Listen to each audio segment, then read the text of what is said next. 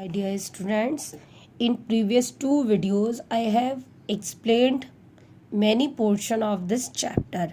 Today I am going to finish this chapter with these topics. First of all, miscible and miscible liquids.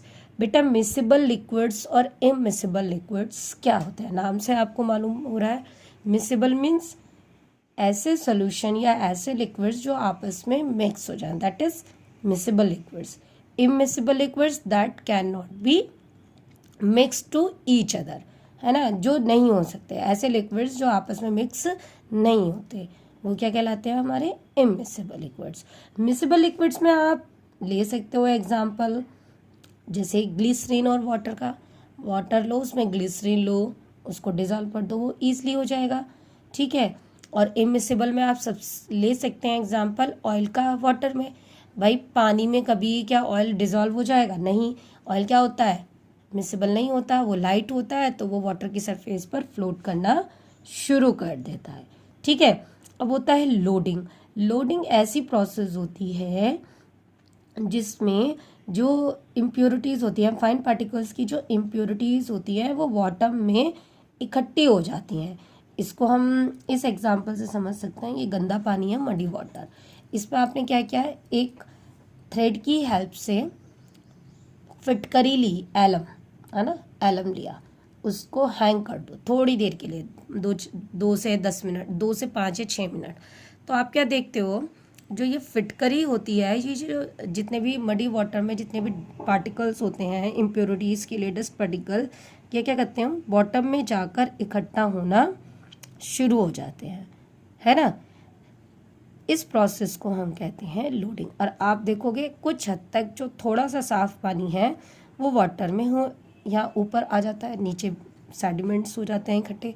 तो आप इसको डिकंटेशन process से इसको easily separate कर सकते हो. ठीक है.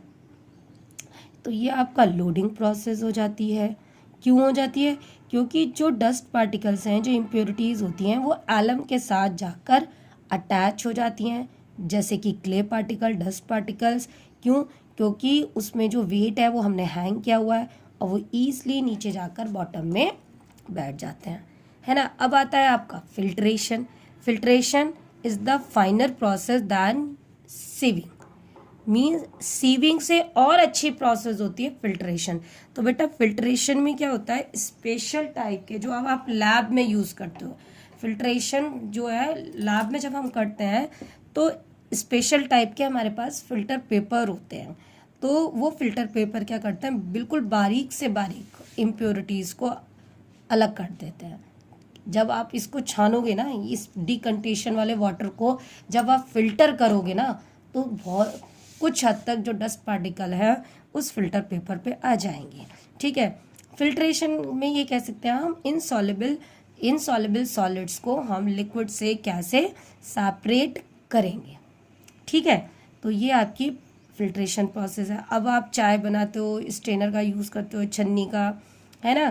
तो पहले जब छन्नियाँ नहीं होती थी तो लोग कपड़ों का यूज़ करते थे, कॉटन क्लोथ्स का यूज़ करते थे एज ए फिल्टर. कॉटन क्या करता था? ईजिली उनको सेपरेट कर देता है. ठीक है. तो अब आप देखते हो टी जो है स्ट्रेनर की हेल्प से की जाती है चाय बनाने के लिए. जूस वगैरह आप देखते हो, जूस को भी हम स्ट्रेनर की हेल्प से छानते हैं. उसमें क्या होता है? लिक्विड्स अलग हो जाता है, जो पल्प वगैरह होता है, थोड़ी बहुत इम्प्योरिटीज़ है वो ऊपर आ जाती है ना. तो ये सब क्या है? हमारे फिल्ट्रेशन है. ठीक है. अब लैब में हम कैसे यूज़ करेंगे फिल्ट्रेशन प्रोसेस को? लैब में कैसे करते हैं? तो इसमें एक एक्टिविटी दी हुई है आपको, टू एम separate dust particles crystal of common salt mixture of dust common salt and water. Means इसमें आपके पास सॉल्ट है जिसमें इम्प्योरिटीज़ हैं. अब उसको क्या करोगे? आप पानी में क्या करो? डिज़ोल्व कर दो. ठीक है. जब आप पानी में उस सॉल्ट को डिज़ोल्व कर दोगे, अच्छे से डिज़ोल्व कर दो, फिर ये हमारे पास फिल्टर पेपर होता है, स्पेशल टाइप का फिल्टर पेपर होता है. इसको ऐसे फोल्ड करो, जैसे आप रोटी को 4 टुकड़ों में डिवाइड करते हो ना, फोल्ड करते हो पहले, तो ऐसे इसको फोल्ड करो, तोड़ना नहीं है आपको. फिर उसको कोन की शेप में लाओ और ये हमारे पास क्या होती है?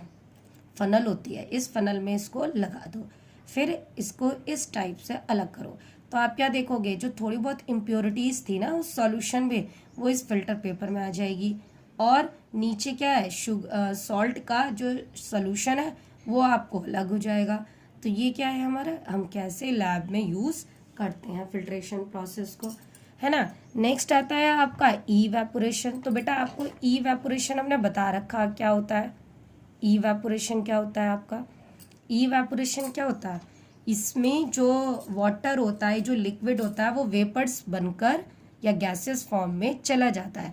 अब देखो जैसा आपने ये, आपको ये जो ऊपर वाला सोल्यूशन था, इससे आपको सॉल्ट को अलग करना हो तो आप क्या करोगे, ठीक है, उसको अच्छे से गर्म करना शुरू कर दो, हीट करो, तो उसमें जितनी भी प्रेजेंट वाटर होगा वो वेपर्स बनकर निकल जाएगा, पीछे आपके पास क्या रह जाएगा, सॉल्ट।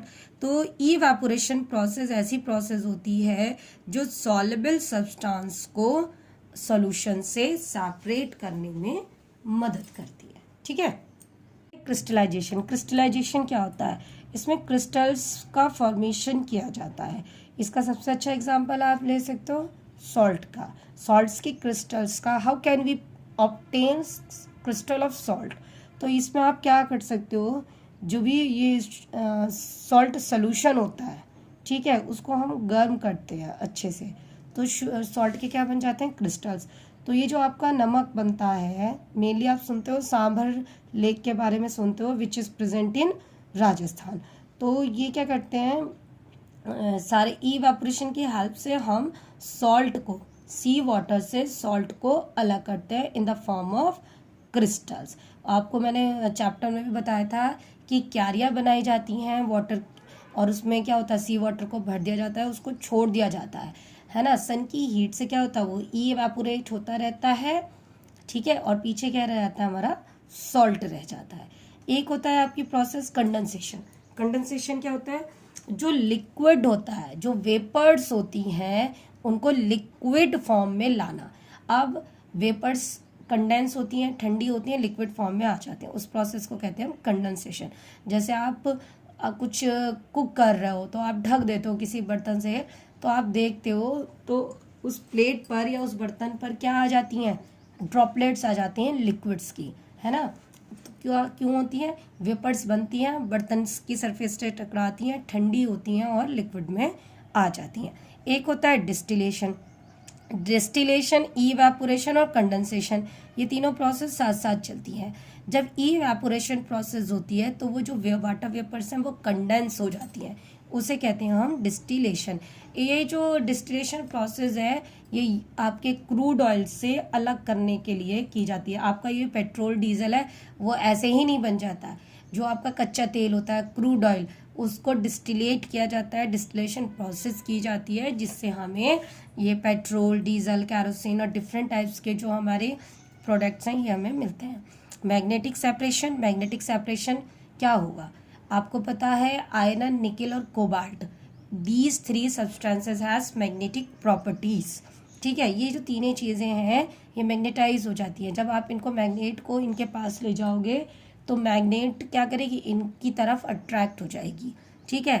तो इससे मैग्नेटिक सेपरेशन इसे कहते हैं, ठीक है, कि मैग्नेट के थ्रू आप इन तीनों चीज़ों को सेपरेट करना क्या कहलाता है, मैग्नेटिक प्रॉपर्टीज।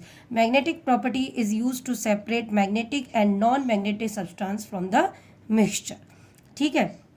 जैसे कि सपोज करो मिट्टी है, सॉइल, सॉइल में आपके मैग्नेटिक और नॉन मैग्नेटिक सब्सटेंसेस हैं, तो एक मैग्नेट ले जाओ तो मैग्नेट क्या करेगी, जो उससे आयरन पार्टिकल्स हैं वो उस पर चिपक जाएंगे, तो आप इजीली मैग्नेटिक और नॉन मैग्नेटिक सब्सटेंस को अलग कर सकते हो। एक होता है चर्निंग, आप जो घी निकालते हो, है ना, बटर निकालते हो, किससे, मलाई वगैरह से, फैट से, तो वो कैसे निकालते हो, चर्निंग के हेल्प से। जब आप बहुत तेजी से इसको घुमाते हो, है ना, मिक्सी वगैरह में आप डालते हो, तो क्या होता है, ऊपर फैट आकर इकट्ठी हो जाती है, ठीक है। तो इस प्रोसेस को कहते हैं हम churning. Churning is a common method which is used in our homes to separate cream from milk और कर्ड, दूध से, या आप मलाई इकट्ठे करते हो, मक्खन निकालना, दही से भी निकालते हैं, है ना। तो ये सब क्या है, हमारे प्रोसेस है। I hope this chapter will be is understanding very well by you, all of you. So in next video we will do exercise question answer of this chapter. Thank you. Good day.